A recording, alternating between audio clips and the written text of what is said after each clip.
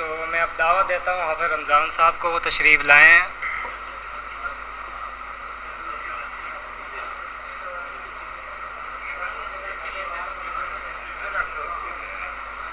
السلام علیکم ورحمۃ اللہ وبرکاتہ۔ ان الحمد للہ وحدہ والصلاۃ والسلام علی من لا نبی بعدہ، اما بعد فاعوذ باللہ من الشیطان الرجیم، بسم اللہ الرحمن الرحیم، وبشر الذین آمنوا وعملوا الصالحات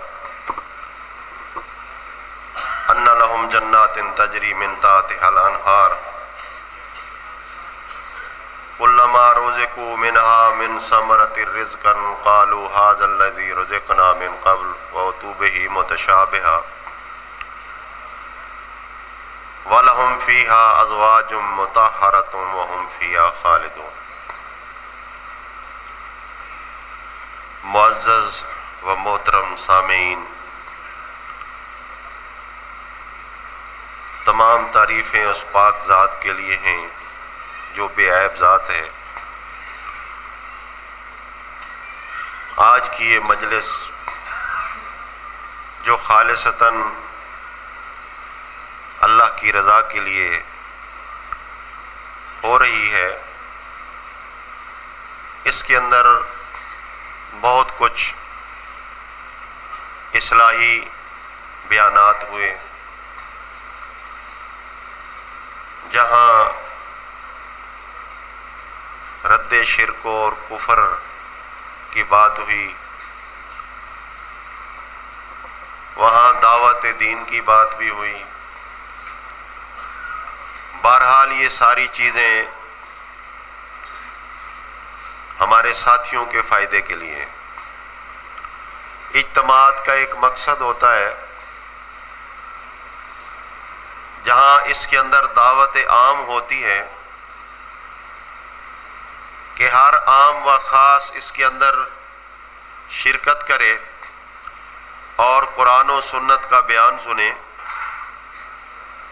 تو اس کے اندر ایک اہم شک یہ بھی ہوتی ہے کہ مومنین کو تازہ دم کیا جائے، ان کی تحریک پیدا کی جائے، ان کو علمی مواد مہیا کیا جائے، اور مل بیٹھنے سے اس کا یہ فائدہ ہوتا ہے کہ اللہ رب العزت فرماتے ہیں کہ میرے بندو، جب تم ساتھ دیتے ہو ایک دوسرے کا، مل کر چلتے ہو، تو میری رحمتیں نزول کرتی ہیں،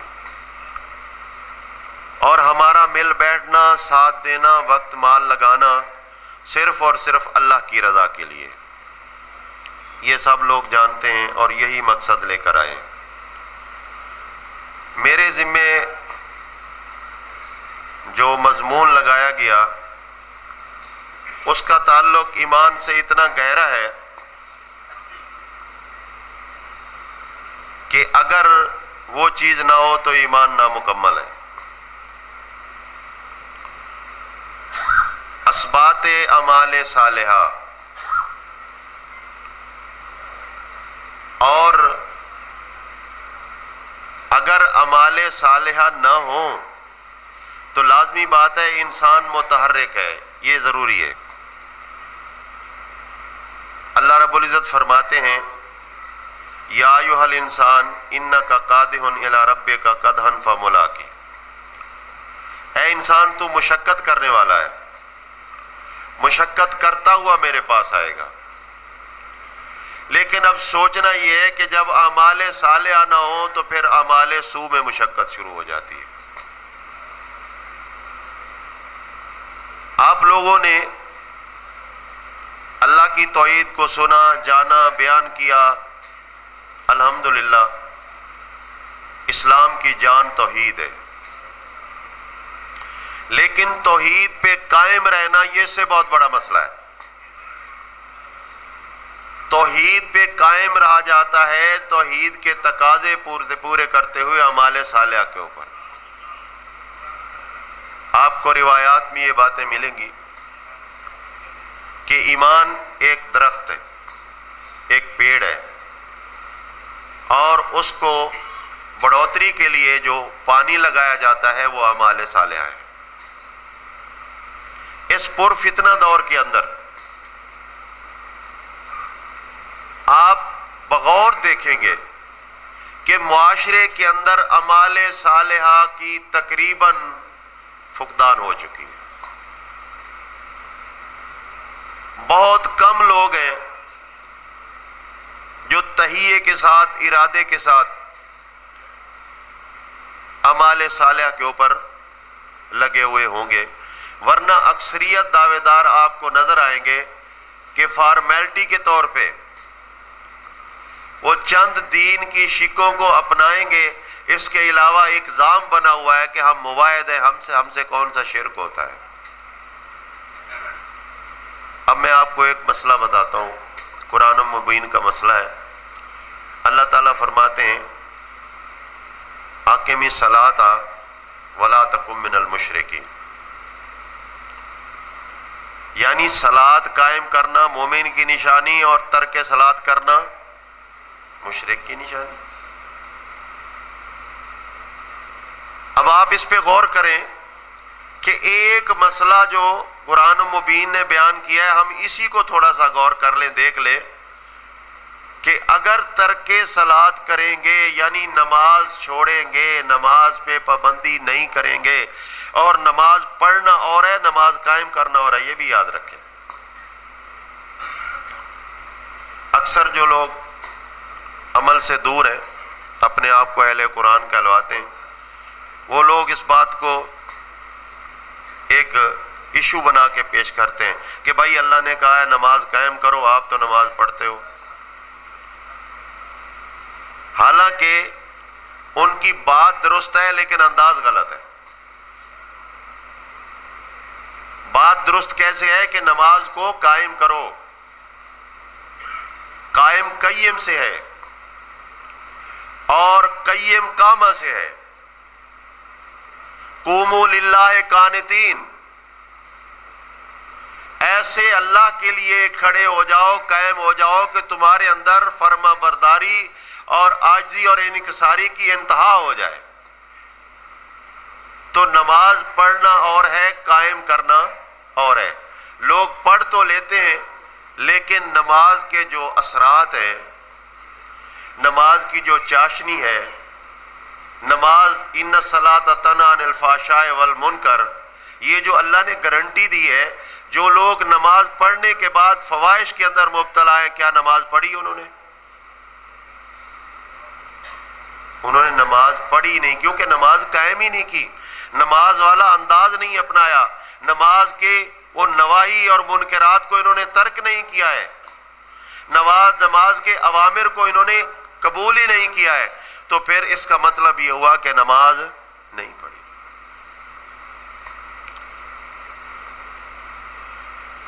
تو اعمال صالحہ کا لغوی معنی کیا ہے، اس پہ غور کریں۔ صالح اصلاح سے ہے۔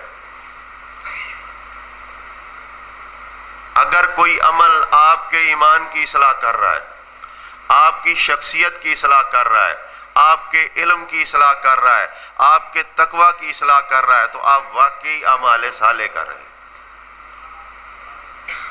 اصلاح پیدا ہو، بگاڑ ختم ہو جائے، ٹھہراؤ آ جائے، سکوت آ جائے، انتشار ختم ہو جائے، یہ ہے اثر اعمال صالحہ کا،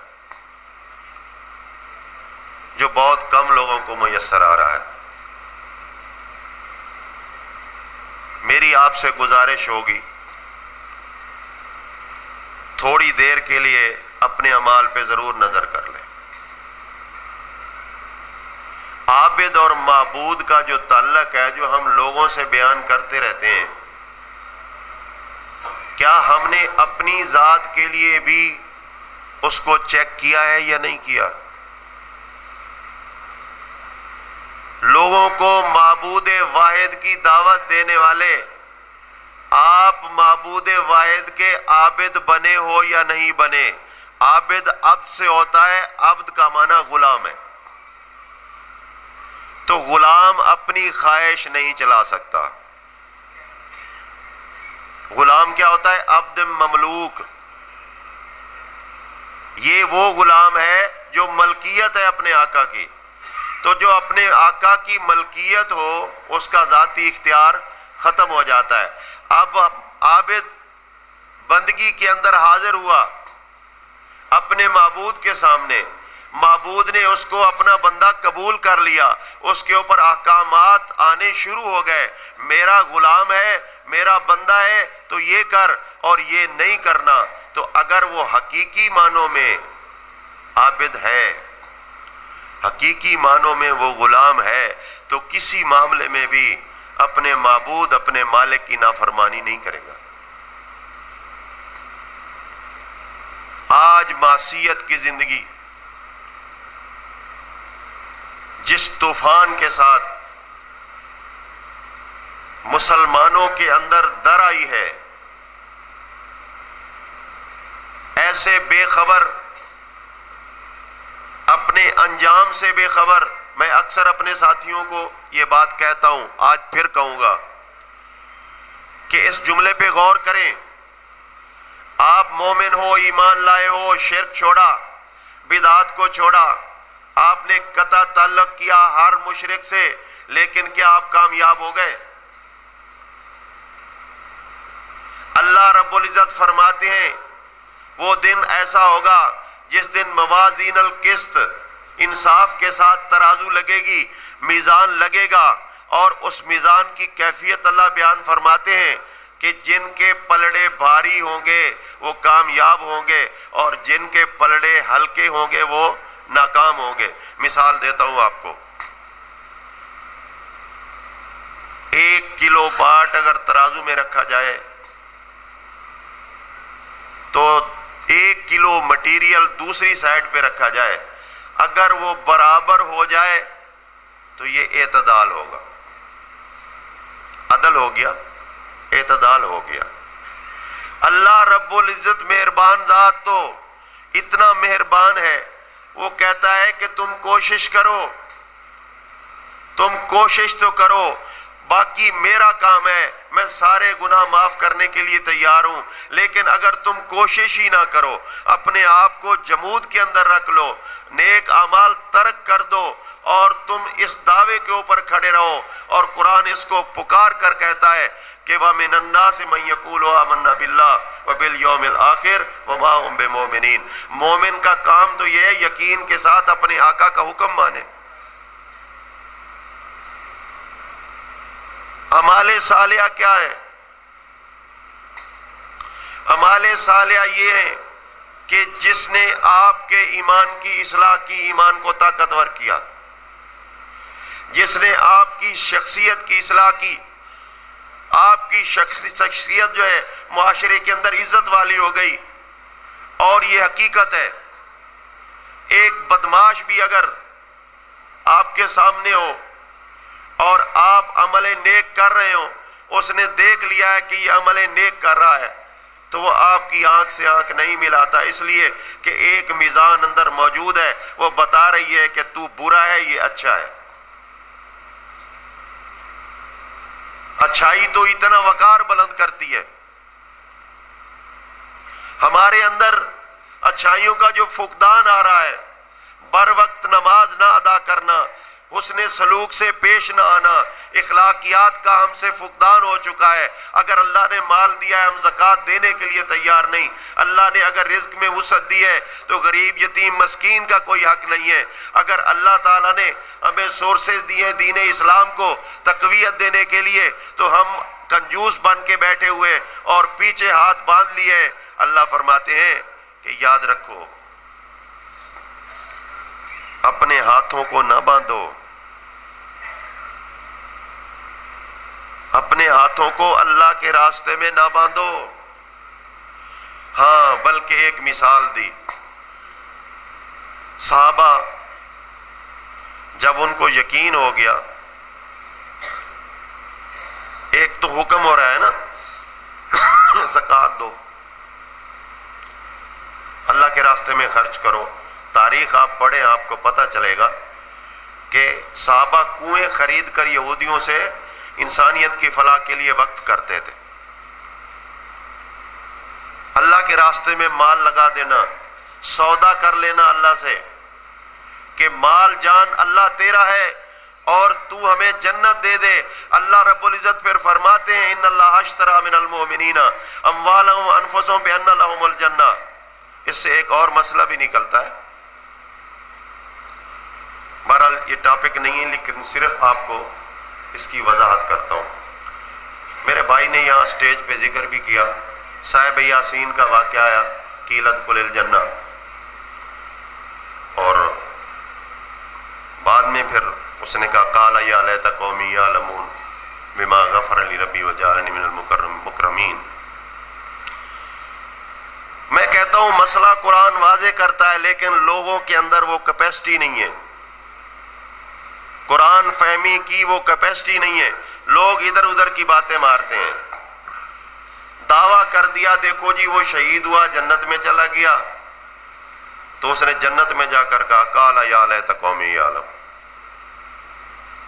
اب اگر قرآن مبین کو دیکھیں تو کتنی آیات ایسی ہیں جن سے یہ ثابت ہوتا ہے کہ جنت اور جہنم کا داخلہ قبل از قیامت نہیں ہے. تو حکم بھی تو ہے. اب اس سورہ توبہ کی آیت کو ملاؤ ذرا، سورہ توبہ کی آیت اور سورہ یاسین کی آیت دونوں کو ملاؤ، کیونکہ القرآن یفسر بالقرآن، قرآن اپنی تفسیر خود کر دیتا ہے. تو صحابہ زندہ تھے جن کو کہا گیا ان اللہ اشتری من المؤمنین اموالهم وانفسهم بان لهم الجنہ. اللہ نے سودا کر لیا ہے، مال جان لے لیا ہے اور جنت ان کو دے دی ہے. یہ نہیں کہ اللہ جنت دے گا. مطلب کیا ہے؟ یعنی جنت کا سرٹیفکیٹ مل چکا ہے. اب قیامت والے دن کوئی رکاوٹ نہیں ہوگی ان کے لیے جنت جانے کے لیے. تو یہی حالت ہے صاحب یاسین کو بھی پیغمبر کے ذریعے سے. جب اس نے ایمان کا اتنا بڑا ساتھ دیا کہ 3 پیغمبر جھٹلائے جا رہے ہیں لیکن اس نے قوم کو نہیں دیکھا بلکہ پیغمبروں کو دیکھا کہ حق والے ہیں، تو وہ کہنے لگا قال یا قوم اتبعوا المرسلین، اے قوم رسولوں کی اتباع کرو. اتبعوا من لا یسألکم اجرا وهم مہتدون. یہ تم سے کوئی اجر نہیں مانگ رہے، تنخواہ نہیں مانگتے، مال نہیں مانگتے. تو ثابت ہوا کہ نہ کوئی مارا گیا نہ قتل کیا گیا، بلکہ حقیقت یہ ہے کہ اس کی ایمان کی اس گواہی کے اندر اللہ رب العزت نے اس کی بات کو اتنا پسند فرمایا کہ وقت کے پیغمبر کے ذریعے اس کو خوشخبری سنا دی کہ اللہ تعالیٰ نے تیرے لیے جنت کا داخلہ کر دیا ہے، جس طرح صحابہ کے بارے میں بتا دیا. تو بہرحال اللہ تعالیٰ سے سودا جب کیا جاتا ہے مال اور جان لگانا پڑتی، پھر جنت ملتی ہے. ام حسبتم ان تدخلوا الجنہ ولما یاتکم مثل الذین خلوا من قبلکم مستهم الباساء والضراء وزلزلوا. کیا گمان ہے جنت ایسے ہی مل جائے گی؟ تمہارے دعوے سے جنت ملے گی؟ نہیں، تمہاری کوشش سے ملے گی. مستهم الباساء والضراء وزلزلوا. یہاں تو بھوک آئے گی، پیاس آئے گی، تکلیفیں آئیں گی، دشمنوں سے مقابلہ کرنا پڑے گا. ہر دور کے فرعون کا مقابلہ آپ کو کرنا ہے. آج کے دور کا فرعون بد عملی ہے، یاد رکھیے. دین سے بے راروی، نیک اعمال سے دوری، اللہ رب العزت کی بندگی سے دوری، یہی بہت بڑا فرعون ہے. لوگ اس فرعون کو ڈھونڈتے پھرتے ہیں آج جو 3000 سال 2500 سال پہلے مشہور تھا. نہیں، فرعون ہر دور کے اندر رہے، جو حق کا مقابلہ کریں، حق سے لوگوں کو روکیں، لوگوں کو اللہ کی بندگی سے روکیں، اپنی بندگی کی طرف لے کر آئیں. اب خواہش ہمیں نیکی کی طرف جانے نہیں دیتی، بلائی کی طرف جانے نہیں دیتی، بلکہ خواہش ہمیں دنیا کی طرف دھکیل کر لے جاتی ہے۔ دنیاوی اسباب کو حاصل کرنے کے لیے دن رات لگے ہوئے ہیں۔ ہر بندہ یہ مانتا ہے کہ یہ دنیا ایک دھوکہ اور فریب ہے۔ المال والبنون زینۃ الحیات الدنیا والباقیات الصالحات، یہ اولاد اور مال کیا ہے؟ زینت الحیات الدنیا، یہ دنیا کی زینت ہے۔ فلاں بندے کے 7 بیٹے ہیں، اچھا جی ٹھیک ہے جی، یار فلاں بندے کی 7 بیٹیاں ہیں، ایک بھی بیٹا نہیں، وہ اس کا منہ لٹکا ہوا نیچے، میری 7 بیٹیاں ہیں، وہ فخر سے سینہ چوڑا کر رہا ہے، میرے 7 بیٹے۔ دینے والا کون ہے؟ مصلحت تو اس کی ہے، جس کو 7 بیٹیاں دی ہیں وہ بیٹوں کے قابل نہیں تھا، وہ تقدیر بنانے والا، اندازہ لگانے والا جانتا تھا کہ یہ بیٹوں کے قابل نہیں، لہذا اس کو بیٹیاں دے دو۔ اور جس کو بیٹے دیے ہیں وہ بیٹی کی قدر نہیں جانتا تھا، اس لیے اس کو بیٹے دے دیے۔ یہ تو اس کا اندازہ ہے۔ لیکن یہاں کیا ہے؟ المال والبنون زینۃ الحیات الدنیا، حالانکہ اللہ تعالیٰ کی نعمت پانے کے بعد بہترین طریقہ یہ ہے کہ شکر کیا جائے۔ آج ہم شکر کیسے کرتے؟ پیٹ بھر کے اچھا کھانا کھایا، معدے نے گیس نکالی جس کو ہم کہتے ہیں ڈکار آ گئی، اور ڈکار آنے پہ ہم کہتے ہیں شکر الحمدللہ۔ یاد رکھیے شکر کفر کا بدل ہے۔ کفر کس کو کہتے ہیں؟ ناقدری، نافرمانی۔ اگر اللہ نے نعمت دی ہے تو ناقدری چھوڑ دیجئے، نافرمانی چھوڑ دیجئے۔ شکر کا مطلب یہ ہے کہ فرما بردار بن جائیے، نیک بن جائیے، صالح بن جائیے۔ آج جو فرعونیت ہمارے سروں پہ درائی ہے، اس کے اثرات یہاں تک برے آ چکے ہیں کہ ہمارے حرم کے اندر، ہمارے گھروں کے اندر تہذیب اسلامی ختم ہو چکی ہے۔ 10 افراد پہ مشتمل خاندان ہے، ایک بڑا بابا جی جو مسجد میں دھکے کھاتا آتا ہے، نماز پڑھتا ہے، باقی 9 جو ہیں وہ ٹی وی کے سامنے پڑے ہوئے، ڈش کے سامنے پڑے ہوئے، بیوی بھی، بیٹیاں بھی، بیٹے بھی۔ آخر کیا چاہتے ہو؟ مقصد کیا ہے تمہارا؟ زُيِّنَ لِلنَّاسِ حُبُّ الشَّهَوَاتِ، یہ تو آزمائش کے لیے شہوات تھی، یہ خواہشیں تھیں، یہ تمہاری آزمائش ہو رہی تھی۔ من النساء والبنین والقناطیر المقنطرۃ من الذهب والفضة والخیل المسومۃ والانعام والحرث ذلک متاع الحیات الدنیا۔ مالک نے تو کوئی بات ہی نہیں چھوڑی، یہ خواہشوں کی چیزیں، عورت بھی خواہش والی۔ رسول اللہ صلی اللہ علیہ وسلم فرماتے ہیں عورت کو پسند کرتے ہو تو 3 طریقوں سے عورت پسند کی جاتی ہے، عورت کی خوبصورتی سے، عورت کی مالداری سے، عورت کی دینداری سے۔ فرمایا فاظفر فی الدین، تم دیندار عورت کو پسند کرو گے۔ کیا ہم کر رہے ہیں؟ ہمارا المیہ ہے، اصلاح نہیں بگاڑ ہو رہا ہے۔ مومنین ساتھیوں کے اندر دیندار بچیاں موجود ہیں، کیا مومنین اپنے بچوں کو دیندار مومنات سے نکالنا چاہتے ہیں؟ لوگ پریشان ہیں، کدھر جائیں؟ لوگ پریشان ہیں۔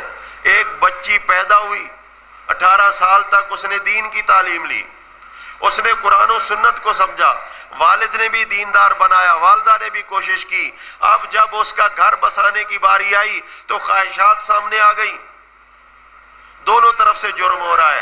ماں باپ دیندار ہونے کے باوجود یہ نہیں چاہتے کہ میری بیٹی کسی مومن کے گھر چلی جائے، وہ بھی یہ چاہتے ہیں میری بیٹی انجینئر کے گھر چلی جائے، چاہے یہودی ہو۔ اور بیٹا بھی یہی چاہتا ہے کہ میرے گھر کوئی ایسی مشرکہ آئے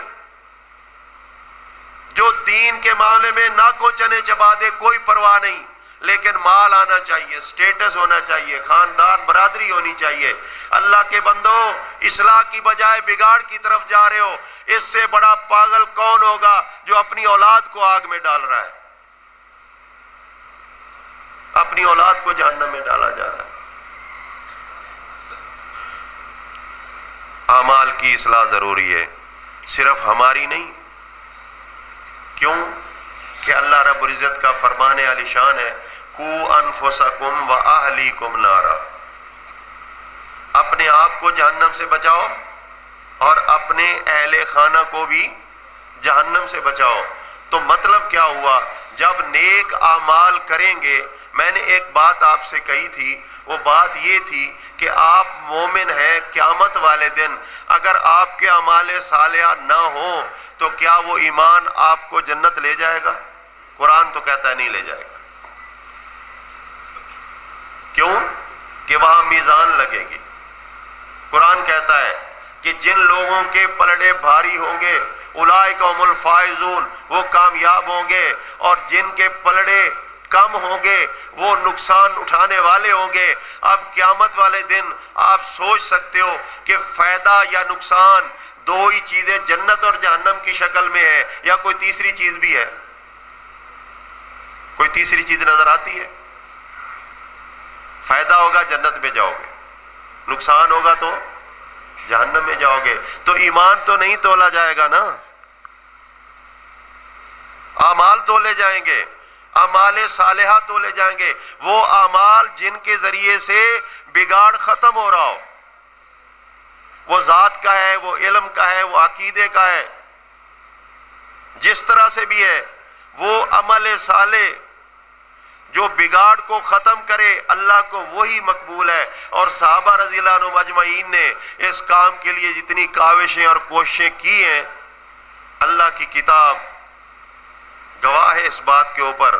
اللہ رب العزت فرماتے ہیں لقد رضی اللہ عنہم ورضوا عنہ، اللہ راضی ہو گیا ان پہ، انہوں نے اپنے رب کو راضی کر لیا۔ اگر وہ حاکم عادل ہے تو عدل سے کام لیتے ہیں، جھوٹ نہیں بولتے۔ اگر وہ امام ہے تو قوم کو اصلاح کی طرف لے جاتے۔ اگر وہ تاجر ہیں تو مال میں کھوٹ نہیں رکھتے۔ اگر حق کی گواہی کی بات آئی ہے تو جان کی پرواہ نہیں کی، جھوٹ نہیں بولا ہے، حق نہیں چھپایا ہے۔ بتائیے کون کون سی ایسی چیز جو اعمال صالحہ میں تھی صحابہ نے نہیں کی ہے، اور ہم کون کون سی چیز کر رہے ہیں؟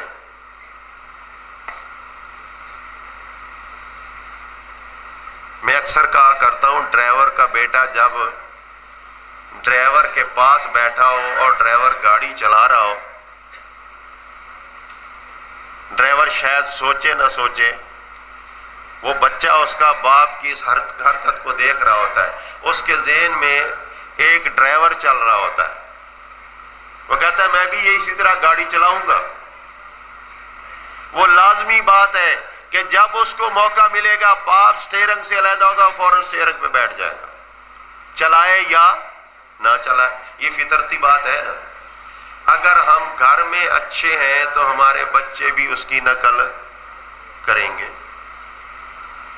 جو گھر میں اچھا نہیں ہے، جس کے اعمال اتنے بیکار ہیں، جس کے حالات اتنے بیکار ہیں، گھر والے بھی الامان والحفیظ توبہ توبہ کرتے ہیں کہ کہاں سے مصیبت آ گئی، گالی گلوچ کرنا، مار پٹائی کرنا، بد اخلاقی کرنا، یہ سارے کون سے اعمال ہیں؟ یہ اعمال سوء ہیں۔ اللہ کا قرآن کہتا ہے کہ صالحات جو ہے یذہبن السیئات، اچھے اعمال برے اعمال کو کھا جاتے ہیں، لیکن یہاں الٹ ہو رہا ہے۔ اگر کوئی عمل کرنے کو مل بھی جائے تو ہمارے برے اعمال سے اس کی تباہی ہو جاتی ہے، وہ اچھا عمل اپنی اصلی حالت میں نہیں رہتا، کیونکہ اتنے برے اعمال آ چکے ہوتے ہیں زندگی میں۔ جھوٹ ہم نے نہیں چھوڑنا، بے ایمانی ہم نے نہیں چھوڑنی، فراڈ چکر بازی ہم نے نہیں چھوڑنی، غلط گواہی ہم نے دینی ہے، اقربا پروری ہم نے کرنی ہے کہ مال میرے قریبیوں کو آ جائے، باقی کسی کے پاس آئے یا نہ آئے۔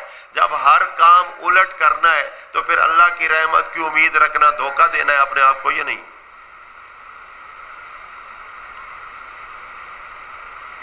کے سامنے سورہ بقرہ کی ایک آیت پیش کی ہے، صالحات کرنے والوں کا انجام کار کیا ہوگا، ذرا غور کر لیں۔ اللہ تعالیٰ فرماتے ہیں بشر الذین، خوشخبری دو۔ الذین، یہاں الذین بھی معرفے کے طور پہ آیا ہے، خاص کے طور پہ آیا ہے۔ ان خاص لوگوں کو خوشخبری دو۔ پہلی بات تو یہ ہے کہ وہ ایمان میں کامل ہے، اکمل ہے۔ پھر اگلی بات کیا ہے؟ عامل الصالحات، انہوں نے اچھے اعمال کیے، برے اعمال کو ترک کیا ہوا ہے۔ وہ نماز، روزہ، حج، زکوٰۃ کے پابند ہیں، نہ صرف اس کے پابند ہیں بلکہ اخلاق کے پابند ہیں۔ قرآن کہتا ہے قولوا للناس حسنا، لوگوں سے اچھے طریقے سے بات کی جائے۔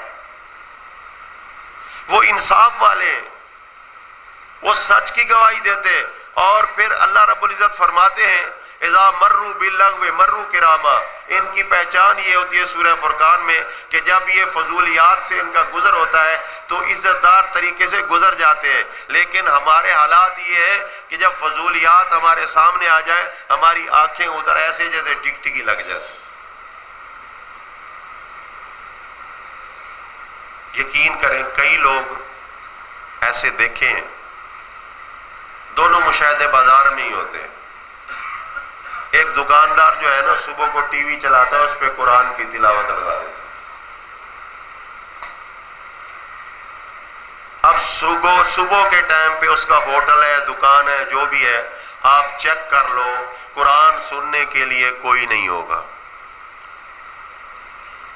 خود دکاندار بھی قرآن نہیں سن رہا، کیونکہ اس نے یہ سمجھا ہوا ہے کہ قرآن پڑھا جا رہا ہے، برکت ہو رہی ہے، مجھے سننے کی ضرورت نہیں ہے۔ اب 1 گھنٹے کے بعد پھر قوالی شروع ہو جائے گی، قوالی پہ بھی تھوڑے لوگ،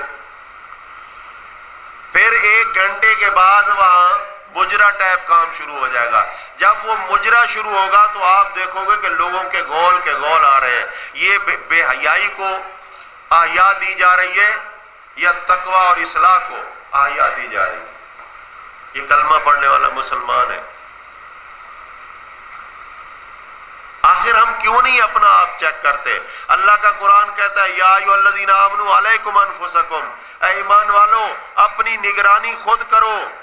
اگر تم اپنے آپ کو چیک کرو گے لا یضرکم من ضل اذا اہتدیتم، پھر تمہارا دشمن تمہیں نقصان نہیں دے سکتا، تمہیں گمراہی کے راستے پہ نہیں ڈال سکتا۔ گمراہی ہم نے یہی سمجھی ہے کہ بس یہ ہے کہ ہم نے توحید مان لی، یہ سیدھا راستہ ہے، وہ شرک پہ جا رہا ہے، گمراہی ہے۔ اگر آپ غور کریں تو کافی راستے ہیں، ایک تو توحید والا راستہ ہے ہی ہے، لیکن آگے کئی راستے نکلتے ہیں۔ تقوی کا راستہ، اصلاح کا راستہ، انسان کی انسانیت کا راستہ، اس کے اپوزٹ پھر غلط راستے آ رہے ہیں، بربریت کا راستہ ہے، درندگی کا راستہ ہے، اس کے اندر یعنی حیوانیت کا راستہ ہے۔ یہ ساری چیزیں اپوزٹ آ رہی ہیں۔ آپ کو درمیان میں اس لیے چھوڑ دیا ہے کہ آپ فیصلہ کر لو، انجام کار بتا دیا ہے۔ انجام کار کیا ہے؟ کہ اچھا کرو گے تو اچھا پاؤ گے، برا کرو گے تو برا پاؤ گے۔ انجام کار بتا دیا ہے، فیصلہ آپ کے ذمہ کر دیا، لیکن ہمارے ہاں اکثر یہ مسئلہ ہوتا ہے، یہ بھی بہت بڑا المیہ ہے۔ ایک بندہ غلطی خود کرتا ہے اور جب غلطی کا رزلٹ سامنے آتا ہے کہتا ہے اللہ کی مرضی ایسے تھی۔ الزام کس پہ گیا؟ اللہ پہ گیا۔ ہم کہہ رہے ہیں اللہ غلطیوں سے پاک ہے، کیونکہ سبحان کا معنی یہی ہے کہ اللہ ہر عیب سے پاک ہے۔ تو جو ہر عیب سے پاک ذات ہے، اپنی بے وقوفی کو اس ذات کی طرف کیوں منسوب کرتے ہو؟ اللہ نے تو پہلے بتا دیا ہے کہ تم اپنے آپ کی خود حفاظت کرو۔ سانپ کے سوراخ میں انگلی ڈالو گے تو اللہ نے کہا یا اپنی مرضی سے ڈال رہے ہو؟ اب سانپ کی فطرت ہے، اس نے ڈسنا ہے۔ قرآن کہتا ہے لا تلقوا بأیدیکم الی التہلکہ، اپنے ہاتھوں کو خود ہلاکت میں نہ ڈالو۔ ارے ہم خود ہلاکت میں ڈال کر الزام اللہ پہ لگا رہے ہیں۔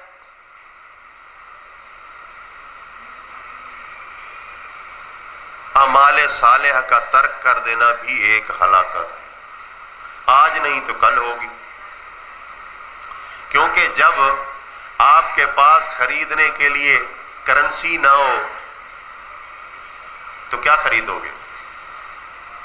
جس کے پاس ہے وہ آپ کے سامنے خرید رہا ہے، عیش کر رہا ہے، اور آپ مفلس ہو۔ اللہ کے رسول فرماتے ہیں کہ بتاؤ ذرا تمہاری نظر میں مفلس کون ہے؟ صحابہ سے پوچھا، صحابہ نے کہا اللہ کے رسول جس کے پاس پہننے کو کپڑے نہیں ہیں، کھانے کو پورا کھانا نہیں ہے، جوتے پہننے کو نہیں ہے، اوپر لینے کے لیے چادر نہیں ہے، گھر اچھا نہیں ہے۔ اللہ کے رسول صلی اللہ علیہ وسلم سب کی سنتے ہیں، پھر فرماتے ہیں کہ میں تمہیں بتاؤں کہ مفلس ہے کون؟ تو صحابہ نے کہا اللہ کے رسول بتائیے۔ فرمایا وہ مفلس ہے ایماندار ہونے کے باوجود کل قیامت والے دن اس کے پاس اعمال صالحہ نہ ہو، وہ مفلس ہے، وہ مفلس ہے۔ کافر تو کفر کی وجہ سے جہنم میں جا رہا ہے، مشرک شرک کی وجہ سے جا رہا ہے، ارے مومن تو بدعمالی کی وجہ سے جہنم میں چلا جائے افسوس نہیں تو اور کیا ہے؟ عمل صالح کو ترک کیا ہے، یہ تربیت کا حصہ ہے۔ یعنی معبود اور عابد کا تعلق جو ہے ہر وقت اس کا ایسے جڑا رہنا ضروری ہے کہ اس کے درمیان کوئی دراڑ نہ آئے۔ یہ کبھی ذکر کے ساتھ جڑتا ہے، کبھی سجدے کے ساتھ جڑتا ہے، کبھی انفاق کے ساتھ جڑتا ہے، کبھی رات کو کھڑے ہو کر قیام کرنے کے ساتھ جڑتا ہے، کبھی انصاف کرنے کے ساتھ جڑتا ہے، کبھی حلال کھانے سے جڑتا ہے۔ لوگوں نے عادت بنائی ہوئی ہے، آپ سنتے ہو نا کہ جی فلاں جگہ پہ گدھے کا گوشت پکڑا گیا، کون گدھے کو ذبح کر رہا تھا؟ ہندوستان والے یا یہی مسلمان؟ حاجی صاحب تسبیحاں ہاتھ میں حج بھی کرتے ہیں، الحاج ہیں، لیکن ہر فراڈ ہر چکر ان سے ہو رہا ہے۔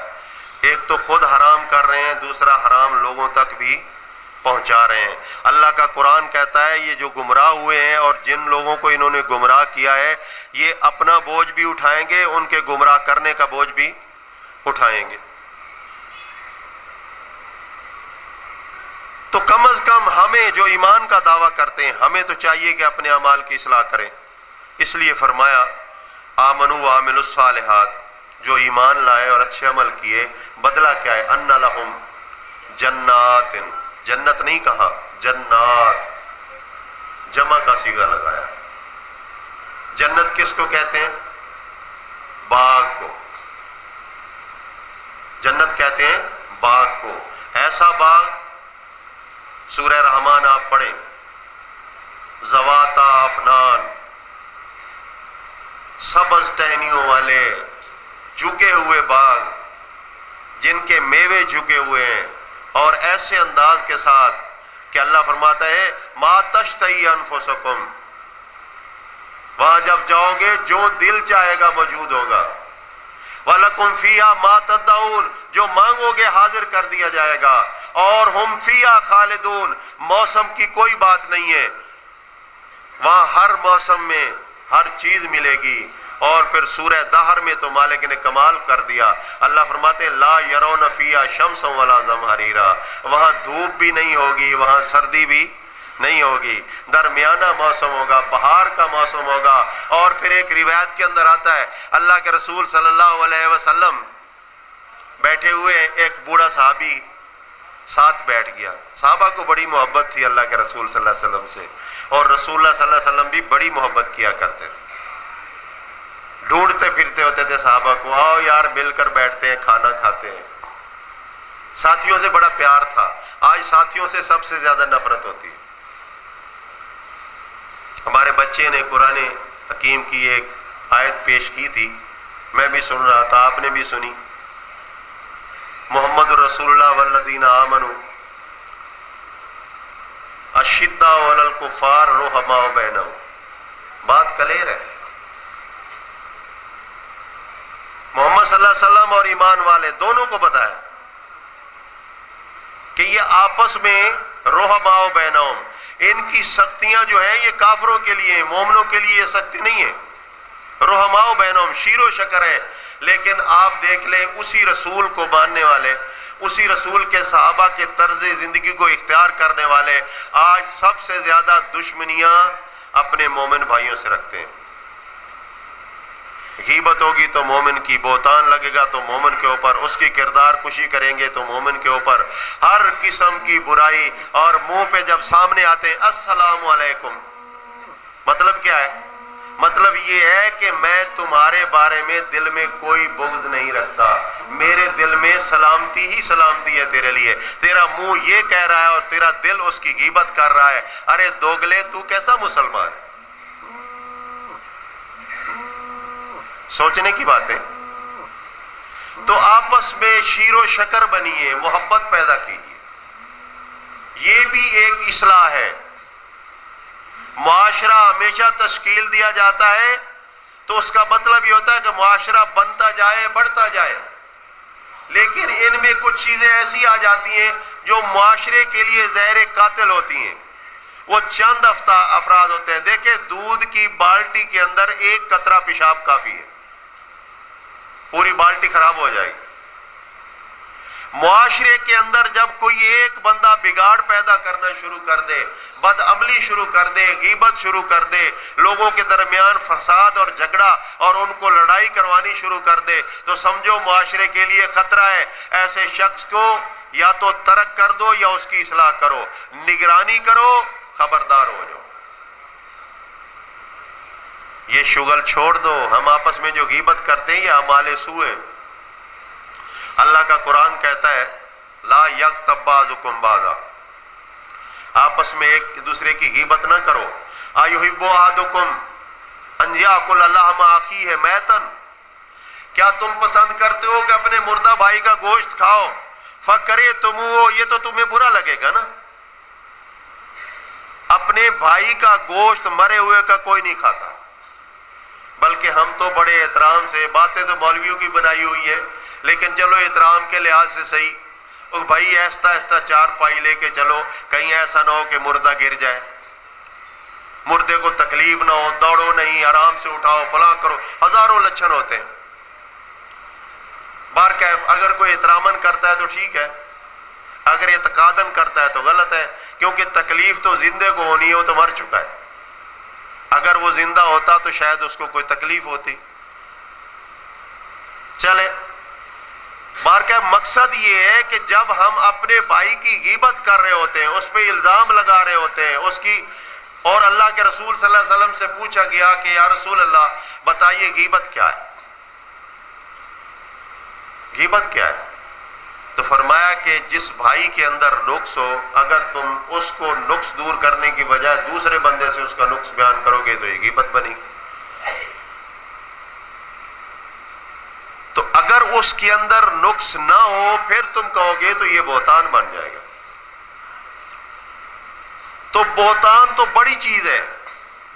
یہاں تو غیبت کی بات ہو رہی ہے کہ کیا تم اپنے مردہ بھائی کا گوشت کھاؤ گے اگر غیبت کرو گے اس کی؟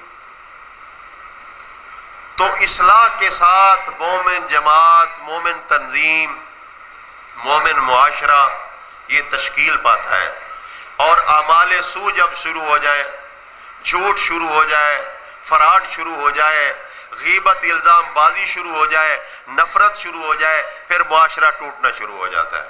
تو لہٰذا اللہ رب العزت نے فرمایا کہ نہ صرف جو کوئی اعمال صالحہ کرے یعنی نماز، روزہ، حج، زکوٰۃ، اس کے علاوہ انسانوں کے اندر بھی بھلائی کے کام کرے، یعنی معاشرہ اصلاح پائے، معاشرے کے اندر تقویت آئے، تنظیم اور جماعت کے اندر تقویت آئے، اور آپ دیکھیں گے کہ اسلامی جتنے صدقات ہیں اس کا فائدہ کس کو ہوتا ہے؟ اسلامی جتنے صدقات ہیں، زکوٰۃ صدقہ ہے نا، فائدہ کس کو ہوتا ہے؟ اسلامی لوگوں کو، اللہ کو تو کوئی فائدہ نہیں۔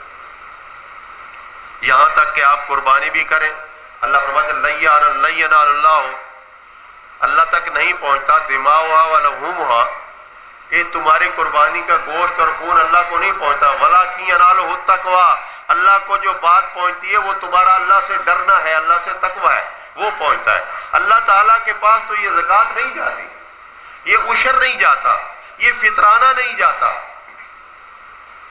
یہ انسانوں کے پاس جاتا ہے، لیکن کیسا پیارا نظام اللہ نے بنایا ہے کہ مومن معاشرہ جو ہے استحصال سے بچے، لہذا مومن مالدار جو ہے، مومن غریب لوگوں کے اندر اپنے مال کو تقسیم کریں، اپنا مال وہاں پہنچائیں تاکہ ہر مومن جو ہے معاشی اعتبار سے بہتر ہو جائے۔ لیکن افسوس ہے ان لوگوں کے اوپر جو مال رکھتے ہیں زکوٰۃ نہیں دیتے۔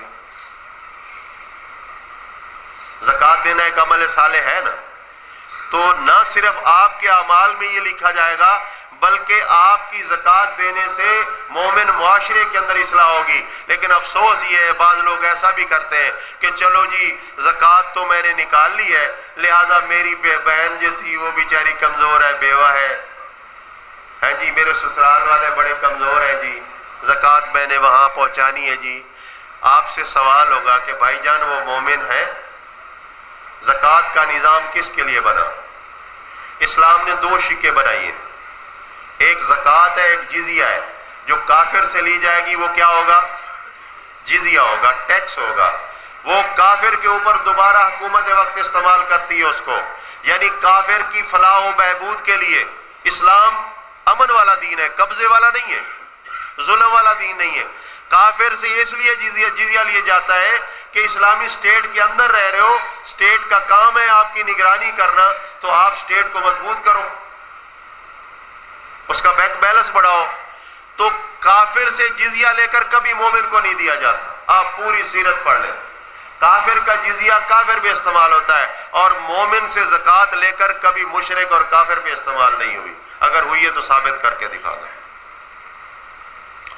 مومن معاشرہ کمزور ہے، حالانکہ اس کو پنپنا چاہیے تھا، اس کو مزید مضبوط ہونا چاہیے تھا، اس کے لیے کوشش کرنی چاہیے تھی۔ ہمارا دعویٰ یہ ہے، ہمارا اعلان یہ ہے کہ پوری دنیا مومن ہو جائے۔ ارے چند جماعت کے لوگ ہیں، جب ہم ان کو تقویت نہیں دے پا رہے تو پوری دنیا کو کیسے دیں گے؟ کیسا نظام بنائیں گے آپ؟ بشر الذین آمنوا وعملوا الصالحات۔ سمجھ رہے ہیں کہ اعمال صالحہ کیا ہوتے ہیں؟ سمجھ آ رہی؟ یعنی جس عمل سے اللہ راضی ہو جائے، جس عمل سے مخلوق کا فائدہ ہو جائے، جس عمل سے آپ اپنے گھر میں اچھے پہچانے جائیں، جس عمل سے آپ معاشرے کے اندر اچھے پہچانے جائیں، وہ ہوتے ہیں عمل صالحہ۔ اور صالحات جہاں ہوں وہاں فسادات نہیں آیا کرتے، وہاں سیئات نہیں آتے، بگاڑ نہیں آتے۔ یہ بات ذہن میں رکھیں۔ یہ دو متضاد چیزیں، یا اچھائی ہوگی یا برائی ہوگی۔ تو ہمیں کون سا راستہ لینا ہے؟ یار ڈر کیوں رہے ہو؟ اچھائی والا راستہ لینا ہے۔ اچھی بات کہنا بھی ایک اللہ کے ہاں مقرر ہے، کیونکہ حق کی گواہی دینا جو ہوتا ہے نا، اللہ تعالیٰ اس کا حکم دیتے ہیں۔ اب حق کیا ہے؟ ہمیں معلوم ہے کہ ہم نے اچھائیاں کرنی، باطل کیا ہے کہ ہمیں برائیوں سے بچنا، یہ باطل ہے۔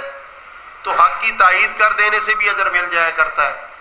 صم بکم عمی نہ ہوا کریں، بلکہ تائید اور تصدیق کیا کریں۔ تو اللہ فرماتے ہیں ان لوگوں کے لیے ان لہم جنات تجری، ان کے لیے باغ ہیں تجری من تحتہا الانہار، ان کے نیچے نہریں بہ رہی ہیں۔ کلما رزقوا منہا من ثمرۃ رزقا، جب بھی، جس وقت بھی، وقت کا تعین نہیں ہے، اللہ طول بات ہو رہی ہے، جب بھی ان کو رزق دیا جائے گا منہا، اس جنت میں سے، اور رزق کس جگہ؟ من ثمرۃ، ثمر تو آپ سمجھتے ہیں نا، پھل کو کہتے ہیں، ثمر پھل کو کہتے ہیں۔ تو کیا کہیں گے؟ قالوا ھذا الذی رزقنا من قبل، یہ وہی پھل ہے جو دنیا میں ہم دیکھا کرتے تھے۔ اللہ جواب دیتے ہیں کہ نہیں، وہ نہیں ہے۔ وَأُتُوا بِهِ مُتَشَابِهًا، یہ متشابہ ضرور ہے، وہ دنیا کا پھل تھا، یہ جنت کا پھل ہے۔ وَلَهُمْ فِيهَا أَزْوَاجٌ مُطَهَّرَةٌ، اور اس کے اندر خوبصورت بیویاں اور طہارت والی بیوی، جن کی آنکھ پاک، جن کی سوچ پاک، جن کی عزت پاک۔ اور اللہ فرماتے ہیں کہ میں نے ان کو مومنین کے لیے تیار کر کے رکھا ہوا ہے. ازواج مطہرۃ. آج اگر تو جوانی سے مجبور ہو کر برائی کی طرف جائے تو سوچ یہی ہوتی ہے کہ زیادہ سے زیادہ کیا کرے گا. کسی عورت کے پیچھے لگ کر اپنا مال ضائع کرے گا, وقت ضائع کرے گا, ہو سکتا ہے جوتے بھی پڑے, مار بھی تو پڑتی نا عاشقوں کو, لیکن پھر بھی تو کامیاب ہو جائے تو کامیاب ہونے کے بعد اس عورت کو حاصل کر لے گا, لیکن حاصل کرنے کے بعد وہ تیری بیوی بن گئی, چند دنوں کے بعد اس کا حسن کم ہونا شروع ہو گیا. جب بچے پیدا ہوئے حسن گیا, جب وہ بڑھاپے کو آئے گی حسن ختم ہو جائے گا. اللہ فرماتے ہیں ایسی بیویاں دوں گا تو بھی جوان ہوگا اور تیری بیوی بھی جوان ہوگی. تو میں درمیان میں بھول گیا, ایک روایت میں بیان کر رہا تھا, صحابی بوڑھا صحابی ہے, وہ کہتے ہیں اللہ کے رسول یہ بتاؤ کہ جنت میں میرے جیسے بوڑھے بھی جائیں گے؟ اللہ کے رسول نے فرمایا کہ نہیں, بوڑھے نہیں جائیں گے. صحابی رونے لگا, یعنی ان کو یقین تھا کہ جنت نہیں تو جہنم ملے گی, وہ تو چیخنے لگا.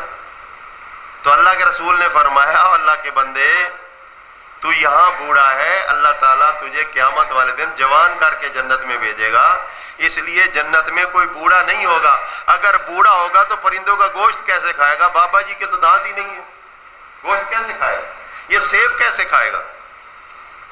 لہذا جنت میں جوانی ہوگی, لذتیں ہوں گی, لیکن ملے گی کیسے؟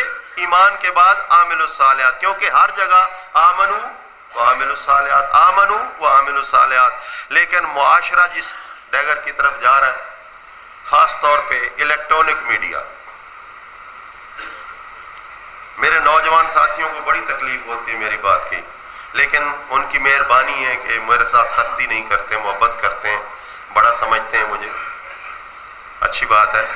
میرا مقصد یہی ہے کہ نوجوانوں اپنے آپ کو برباد نہ کرو.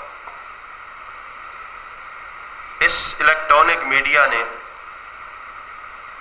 اس حد تک ہمارے نوجوان نسل کو مفلوج کر رکھا ہے. میں دیکھتا ہوں ایک نوجوان جا رہا ہے, ہاتھ میں موبائل ہے, روڈ پہ چل رہا ہے, اس کو یہ پتہ نہیں ہے کہ میں کسی سے ٹکرا جاؤں گا, اسی دھن میں لگا ہوا ہے. کیا مل گیا ہے تجھے بھائی اس سے سوائے ایک عکس کے؟ ایک تصویر ہے, ایک خاکہ ہے, اچھا یا برا. تو اتنا پاگل ہو چکا, تجھے نماز کی پرواہ نہیں ہے, تو جوان ہو گیا, تیرے اوپر نماز فرض ہے. رات کو لحاف میں منہ ڈال کر تو موبائل دیکھ رہا ہوتا ہے, ماں سمجھتی ہے بیٹا سو رہا ہے, بیٹا آدھی رات تک موبائل کو لحاف میں رکھ کر دیکھ رہا ہے. کیا دیکھ رہا ہے بھائی؟ خطرے کی گھنٹی ہے. میں کہتا ہوں آج کا یہ جو نوجوان جس راستے پہ جا رہا ہے, آئندہ یہ نسل بڑھانے کے قابل نہیں ہوگا. میری بات لکھ لیں, کیونکہ یہ وقت سے پہلے جوان ہو چکا ہے اور وقت سے پہلے یہ بوڑھا ہو جائے گا. اس پرنٹ میڈیا نے اس کے ساتھ جو ظلم کیا ہے, اس کی شہوت کو, اس کی جوانی کو برباد کر کے رکھ دیا ہے. اکثر بچے خودکشیاں کر رہے ہیں. کیوں؟ نوجوان کو کیا مسئلہ ہے خودکشی کرنے کا؟ خودکشی کرے تو بوڑھا کرے جس کے بچے بھوکے مر رہے ہیں. مقروض شخص خودکشی کرے, اور نوجوان ہے تو ابھی 18-20 سال تیری عمر ہے اور تو خودکشی کر رہا ہے. تو کیا ہم نے نہیں سمجھا اس بات کو کہ وہ کیوں کر رہا ہے؟ اس لیے کہ اس کی خواہشات اتنی مر چکی ہیں, اس کے اندر احساس ہی ختم ہو چکا ہے کہ تو معاشرے کو ایک چلانے والا ہے. کل تیرے ذمے ایک معاشرہ آئے گا, ایک خاندان آئے گا, تو اس کو چلائے گا. تیری کاوشوں سے وہ جوان ہوں گے جس طرح تجھے تیرے ماں باپ نے جوان کیا ہے. آج کا ہمارا جو نوجوان اس چیز سے عاری ہو چکا ہے. مجھے کئی دوست کہتے ہیں کہ یار ٹچ موبائل لے لو, کیا مسئلہ ہے, فلاں سے رابطہ, فلاں سے رابطہ. میں نے کہا ٹھیک ہے, آپ اچھا کہہ رہے ہیں, لیکن میرے اندر والے شیطان کو کون قابو کرے گا؟ اگر میں نیٹ چلا لوں اور کبھی انگلی ادھر لگ جائے تو پھر کیا ہوگا؟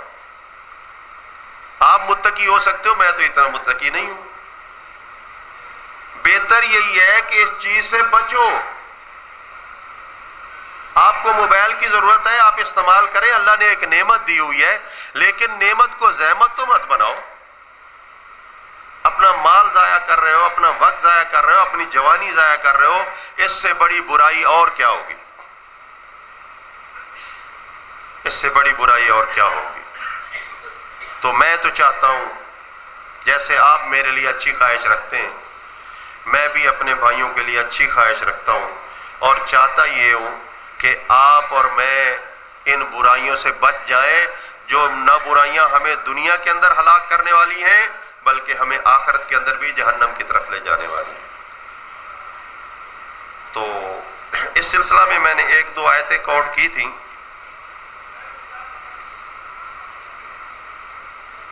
یہ میں آپ کو بتاتا ہوں۔ اب صالح مرد یا صالحہ عورت، اللہ رب العزت کا اس کے بارے میں کیا اعلان ہے؟ من عامل صالحا، جو کوئی اچھا عمل کرے، یہ من عام ہے، عورت کے لیے بھی ہے، مرد کے لیے بھی ہے، بوڑھے کے لیے بھی ہے، جوان کے لیے بھی ہے۔ جہاں من آئے گا نا، استثناء ختم ہو جائے گا۔ جس طرح اللہ فرماتے ہیں من یشرک باللہ، جس نے اللہ کے ساتھ شریک کر لیا، فقد حرم اللہ علیہ الجنت، اللہ نے اس پہ جنت حرام کر دی۔ تو یہاں بھی من اسی طرح کا عام ہے۔ من عامل صالحا، جو کوئی اچھے عمل کرے، من ذکر او انثی، مرد ہو یا عورت ہو۔ عورتیں تو دین کی طرف آتی ہی نہیں ہے نا، پتہ نہیں مسئلہ کیا ہے۔ صحابیات کے اتنے واقعات ہیں جو ایمان لائیں، صحابیات، ان کے کتنے کتنے واقعات ہیں۔ نماز روزہ تو یہ کوئی مسئلہ ہی نہیں ہے ان کے لیے، اچھا اخلاق، اچھا کردار تو ان کے لیے مسئلہ ہی نہیں ہے۔ آپ سمیہ رضی اللہ تعالیٰ عنہ کا واقعہ پڑھیں تاریخ کے اندر، آپ کو پتہ چلے گا کہ اسلام کی بقا اور احیاء کے لیے اور آخرت کی جنت کو حاصل کرنے کے لیے کفار نے اس کے ساتھ کیا حشر کیا، اور اس نے خوشی خوشی قبول کر لیا۔ رسول اللہ صلی اللہ علیہ وسلم کی امت کے اندر سے پہلے شہید جو ہیں وہ آل یاسر ہیں۔ عمیر رضی اللہ تعالیٰ عنہ، سمیہ رضی اللہ تعالیٰ عنہ، ان کو جو ہے شہید کیا گیا ہے۔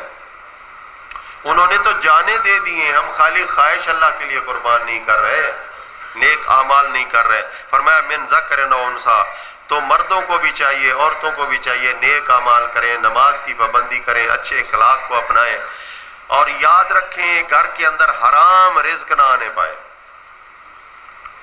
کیونکہ حرام رزق سے حرام خون بنے گا، اور حرام خون کبھی نیکی کی طرف جا ہی نہیں سکتا۔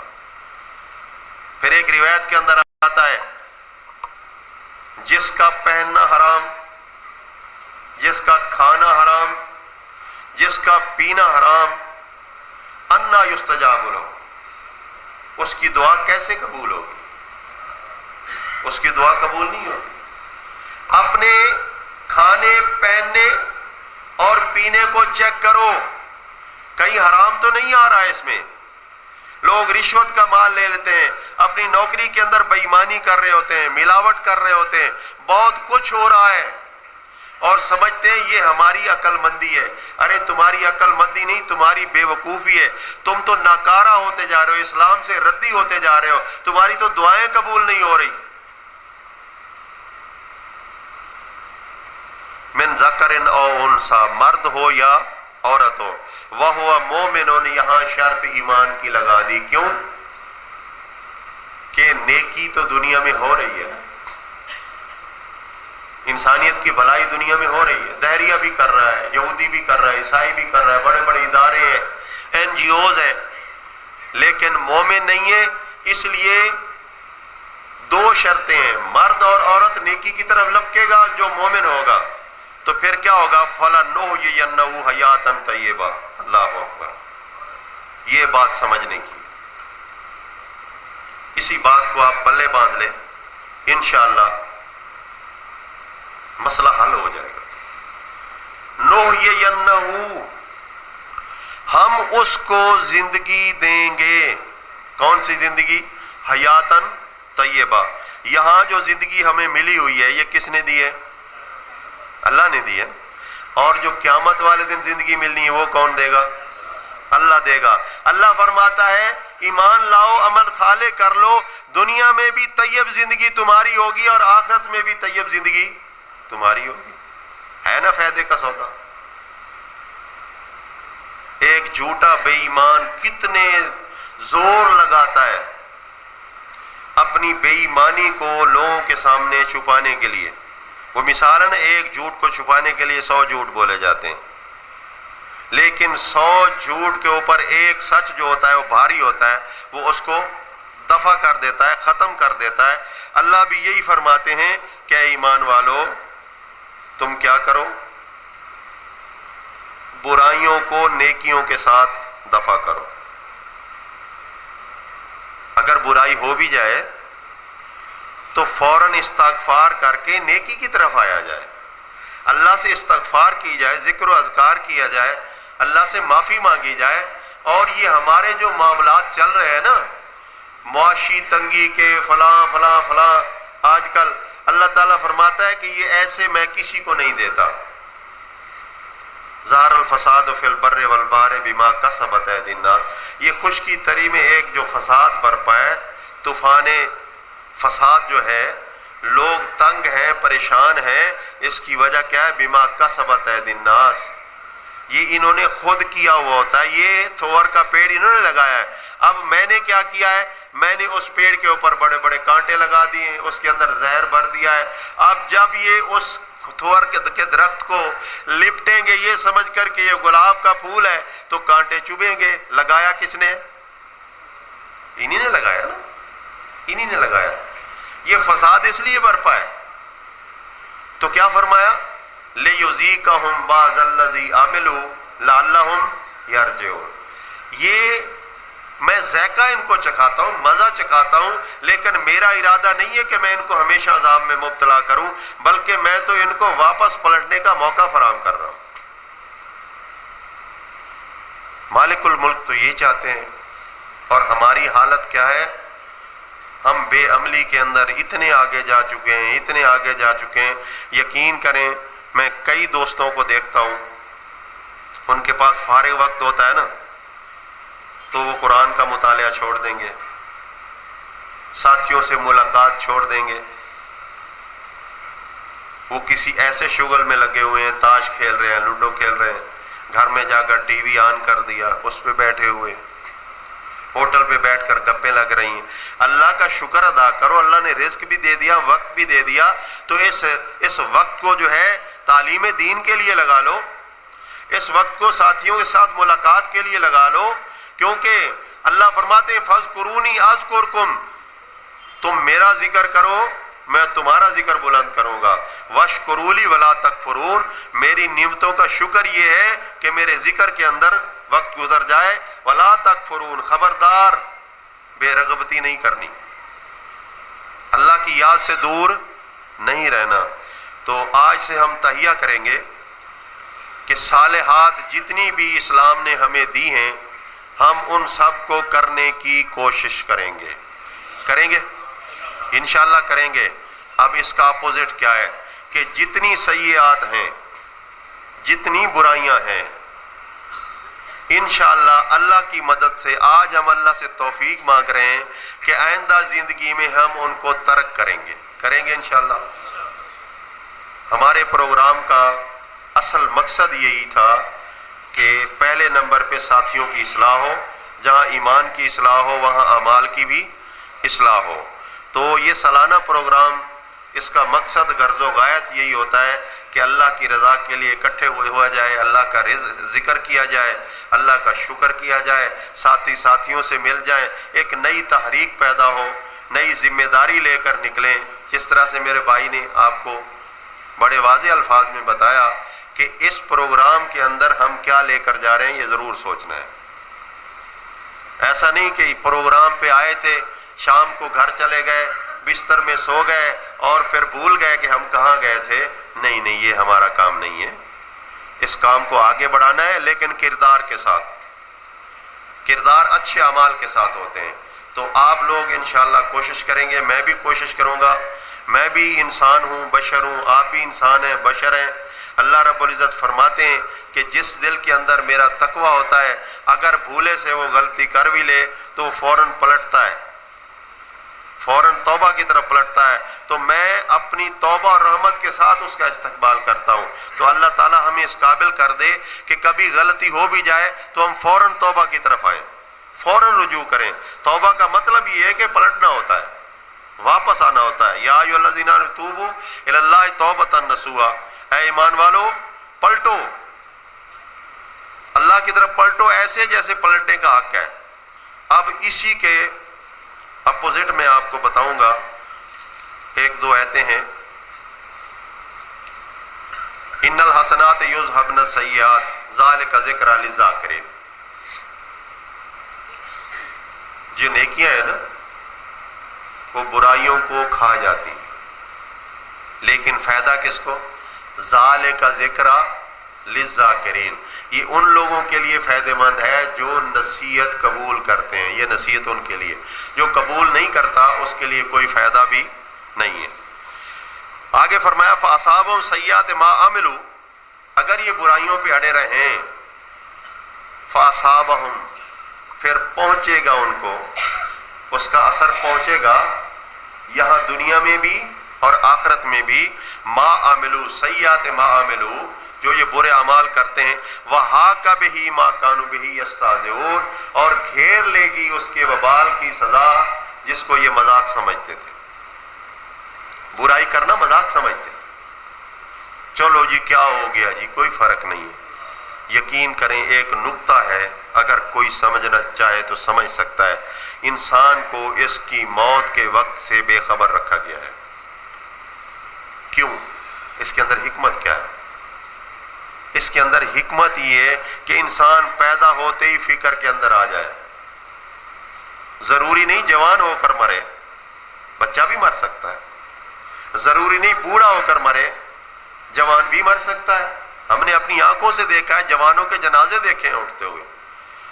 لیکن اس کے اندر اصل حکمت کیا ہے؟ وہ یہ ہے کہ ہر لمحہ گزرنے کے بعد اگلا لمحہ شاید موت کا ہو، تو لہذا موت سے پہلے پہلے کوئی نہ کوئی اچھائی کر لیجیے. اللہ فرماتے ہیں ایمان والو، یا ایھا الذین آمنوا، اے ایمان والو، انفقوا مما رزقناکم من قبل ان یاتی احدکم الموت، خرچ کر لو. یہاں مال کی بات نہیں ہے، جو اللہ نے آپ کو صلاحیت دی ہے. مال بھی آئے گا، علم بھی آئے گا، وقت بھی آئے گا، کاوشیں آئیں گی، ہر چیز آئے گی. اگر عمر رضی اللہ تعالیٰ عنہ طاقتور تھے تو ابو ہریرہ رضی اللہ تعالیٰ عنہ عالم دین تھے، ابو ذر غفاری رضی اللہ تعالیٰ عالم دین تھے. مطلب یہ ایک عمارت ہے، اس کے اندر ہر اینٹ چلے گی. جو انفاق اللہ نے دیا ہے اس کے اندر، جو دیا ہے اس کے اندر سے انفاق کرو قبل اس کے ان یاتی احدکم الموت، یہاں تک کہ کسی پہ موت کا وقت آئے تو کیا کہے؟ قال رب لولا اخرتنی الی اجل قریب فاصدق واکن من الصالحین. اے اللہ مجھے مہلت دے دیتا تھوڑی سی، میں صدقہ کر لیتا، تصدیق کر لیتا تیرے حکموں کی، اور میں نیک لوگوں میں شامل ہو جاتا، تو اس وقت کی یہ خواہش جو ہے یہ بیکار ہوگی. تو ساتھیوں سے گزارش ہے آپ لوگ اپنی اصلاح کے فکر مند رہیں اور دعا بھی کریں اللہ سے کہ اللہ تعالیٰ ہماری اس کوشش کو قبول فرما لے، اور بدلے میں اللہ ہمیں جہنم سے بچا کر جنت کے اندر داخل کر دے. سبحان ربک رب العزت عما یصفون وسلام علی المرسلین والحمد للہ رب العالمین.